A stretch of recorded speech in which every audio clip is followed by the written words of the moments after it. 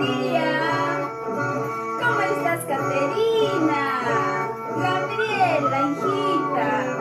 Yosma, Jean-Pierre, Aldairi, amiguitos. Reciban este abrazo de parte de su profesora Joyce del Jardincito 318 de Cambrune. También quiero mandar muchos abrazos a mis papitos, a mis mamitas. ¿Quién les cuida a ustedes, a mis niños? ¿Ya, chicos?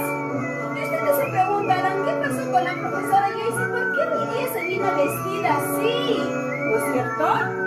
Hoy día yo les quiero cantar, yo les quiero bailar, porque es un día muy especial. ¿Listo? ¿Qué será? ¿Qué estará pasando hoy día? Ah, ¿qué? No los escucho. Ajá.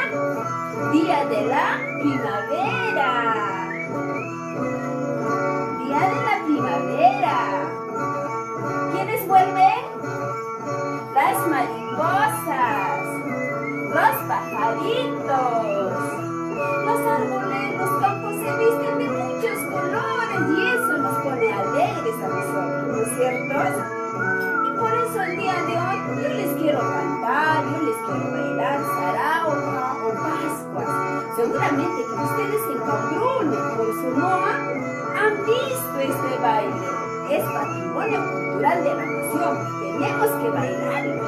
Tienen que bailar ustedes también. ¿Ya, chicos? Pero yo en esta oportunidad les voy a cantar en aymara, la lengua materna de mis abuelos, de mí y de sus abuelos también, ¿ah? No se olviden. ¿Listo? Adelante.